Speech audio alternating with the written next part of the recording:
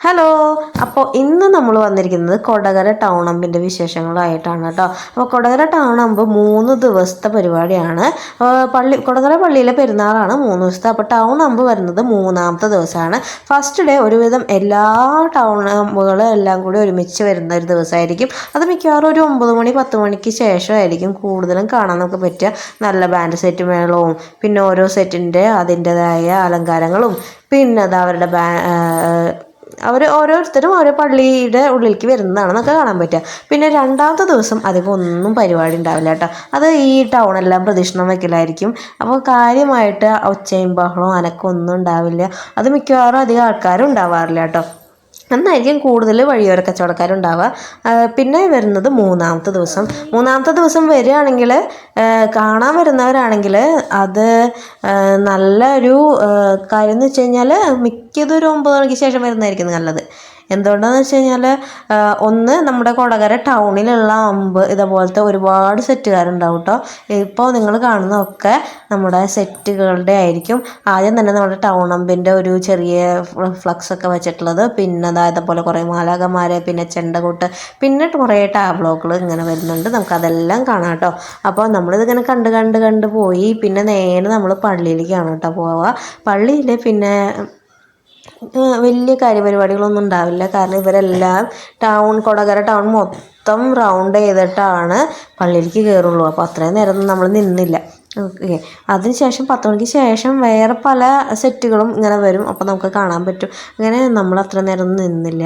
അപ്പോൾ ഇപ്രാവശ്യത്തെ വെറൈറ്റി എന്ന് വെച്ച് കഴിഞ്ഞാൽ നമ്മുടെ ബാലരമേലെ ആൾക്കാരൊക്കെ നമ്മുടെ ഇതുപോലെ വേഷത്തിൽ വന്നിരുന്നു. നമ്മുടെ ലുട്ടാപ്പിയും കുട്ടൂസനും രാജുവും രാധയും ഡാഗിനിയും.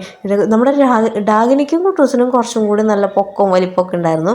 പക്ഷേ നമ്മുടെ രാജു, രാധ, മായാവി, കുട്ടൂസൻ എന്നിവരെല്ലാം സാധാരണ പൊക്കമായിരുന്നു കേട്ടോ.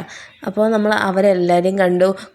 ലുട്ടാപ്പി ആസ് യൂഷ്വൽ എല്ലാവരുടെ അടുത്ത് ഓടി നടന്ന് കുത്തലും അവർ പോക്കിയലും ഒക്കെ ഉണ്ടായിരുന്നു. പക്ഷെ നമ്മൾ അവരുടെ അടുത്തേക്ക് അധികം പോയില്ല. കാരണം പിള്ളേർക്കൊക്കെ നല്ല പേടിയായിരുന്നു കേട്ടോ. അപ്പോൾ ഇതുപോലത്തെ നല്ല വെറൈറ്റി ടാബ്ലോകളായിരുന്നു ഇപ്രാവശ്യം കൊടകര ടൗൺ അമ്പിൽ ഉണ്ടായിരുന്നത്. അതിൻ്റെ ഒപ്പം തന്നെ ഈ ദീപമൊക്കെ തലയിൽ കത്തിച്ച് വെച്ച് നടക്കുന്ന കുറേ ആൾക്കാരുണ്ടായിരുന്നു. പിന്നെ അതുമാത്രമല്ല ചൈനീസ് ഡ്രാഗൺസ് ഇല്ലേ, അവരുടെ ടാബ്ലോവും ഇതിൻ്റെ ഒപ്പം ഉണ്ടായിരുന്നു കേട്ടോ. ഇതാണ് നമ്മുടെ ചൈനീസ് ഡ്രാഗൺസ്. ഇത് മാത്രമല്ല, കഴിഞ്ഞ ദിവസം അതായത് 2-ാമത്തെ ദിവസം ഏറ്റവും വലിയ പരിപാടി എന്ന് വെച്ച് കഴിഞ്ഞാൽ നല്ലൊരു ഡാൻസ് പ്രോഗ്രാം തന്നെ അവർ ഒരുക്കിയായിരുന്നു കേട്ടോ. അപ്പോൾ നമ്മൾ ഒരുവിധം 10-10:30 വരെ ഡാൻസ് പ്രോഗ്രാമായിരുന്നു കൂടുതലുണ്ടായിരുന്നത്. കാരണം മറ്റു പരിപാടികളൊന്നും ഇല്ലാത്ത കാരണം ആൾക്കാരെല്ലാവരും ഡാൻസ് പ്രോഗ്രാം കാണാനാണ് വന്നിരുന്നത്. അസലായിരുന്നു കേട്ടോ അവരുടെ പ്രോഗ്രാം. പക്ഷേ ഇന്ന് ഇതിൻ്റെ ഒപ്പം തന്നെ നമ്മുടെ കൊടകര ഫ്ലൈ ഓവറിൻ്റെ താഴെയായിട്ട് ഗാനമേള അവർ വയ്ക്കാറുണ്ട്. ഇത് കഴിഞ്ഞ് നമ്മൾ നേരെ ഗാനമേള കാണാനായിരിക്കും പോവുക കേട്ടോ. ഗാനമേള കണ്ടു കഴിഞ്ഞാലാണ് അപ്പോൾ നമുക്ക് കുറച്ച് നേരം കൂടി കാത്തിരുന്ന് കഴിഞ്ഞാൽ ഈ ടൗൺ അമ്പ് ഇതുപോലെ കറങ്ങി പള്ളിയുടെ മുന്നിൽ കൂടെ വന്ന് പിന്നെ പോകണം നമുക്ക് കാണാം. അപ്പോൾ അതിന് വേണ്ടിയിട്ട് എല്ലാവരും ഫ്ലൈ ഓവറിൻ്റെ താഴെയായിരിക്കും വന്ന് നിൽക്കുക.